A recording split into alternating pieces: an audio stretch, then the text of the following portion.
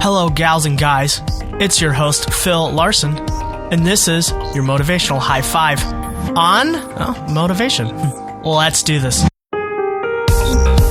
Today on motivation, I'm struck with all the times that I've tried to start something and remain motivated. I find some sort of motivation that launches me into a project, but I have a hard time seeing things through. Because that jolt, that motivational jolt at the beginning is so exciting. It does just begin to fade away. How do you keep motivation that lasts? Well, here are some concepts that are helpful. One of my podcast buddies that I've met through this whole adventure of podcasting is a guy named Jake Ballantyne. His podcast is called Focus on the Good, and he talks about reasons over excuses. That sure, for working out, you may have your reason of looking better or fitting into a shirt. For a long time, I kept my medium shirts from high school thinking, I'll be able to wear them again someday. I don't have them anymore. But if those are your only reasons, there are a ton of other excuses that I have for not exercising. I like carbs. I like TV. I like doing things that relax me. And a lot of those things don't involve a whole lot of movement. And at work, I find myself sitting a lot. And I go, well, this is just my job. This is my life. I actually don't like showering more than I feel like I have to. And so if I work out and get sweaty, then I have to go and shower more. It is what it is. But if I have more reasons like, well, I have this goal that I want to hit, or I want to see my abs. I've never seen my abs. And if there's more reasons than excuses, then motivation will be easier to come by. And Jake gives this pretty good analogy of, someone saying, well, I'm just not a morning person, and so I can't, it's not possible for me to find the motivation to get up at 5:30 a.m. Except when your house is on fire at 5:30 a.m. and you'd have no problem getting up, I'm sure, because your reason is, well, your life.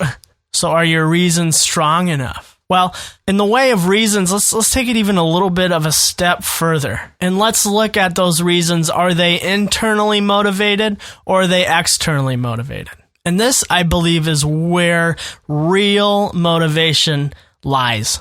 In his website, riskology.co, Tyler Trevuran shares this example. The research shows rehab success lasts when the patient is motivated to make himself better for himself. Some people go to rehab because they're afraid they'll lose their job, their house, or their family.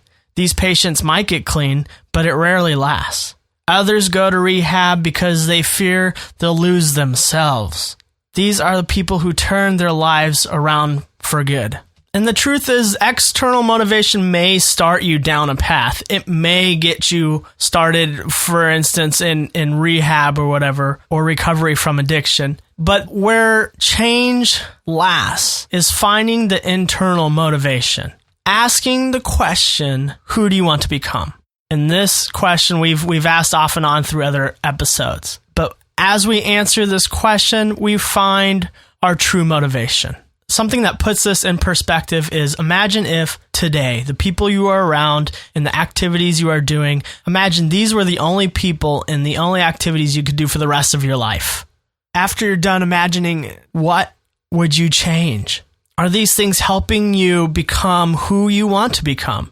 Who you imagine yourself to be in 5, 10, 15, 20 years? Who you imagine yourself to be as a parent or grandparent?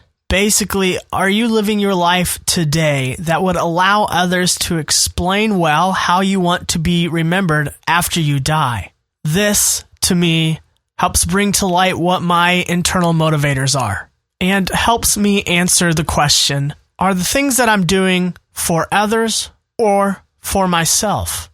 Again, it kind of goes back to that analogy of the runner who, though they may place last in a race, if they've improved on their time, then they've had a successful race. Are you living a life that is finding motivation within yourself, not dependent on external factors like others or a place in a race?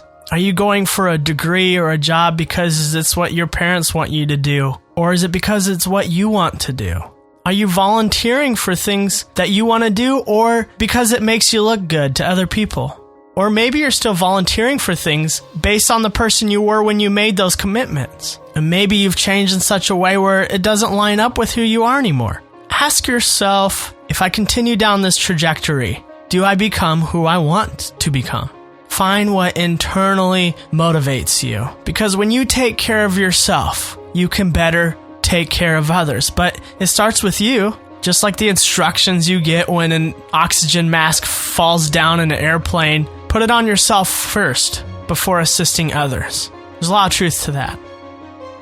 And in reaching the end of our episode, we seek to internally motivate ourselves by speaking directly to ourselves. So the way we do that, we find a reflection. And when we do that, when we find a reflection today, we say a simple affirmation. So when you find some time either now or at some point today, make a commitment to yourself. And decide to tell you this.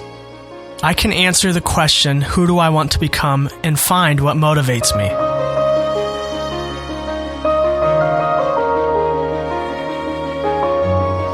This is the point of this podcast. You can listen to all the episodes and still not be changed. You can perform the exercises and have nothing affect you if you're doing it for someone else, to make someone else happy. You've got to focus on yourself. And sometimes we need gentle reminders. And that's why we have the Internal Motivators community, now launched at internalmotivators.com.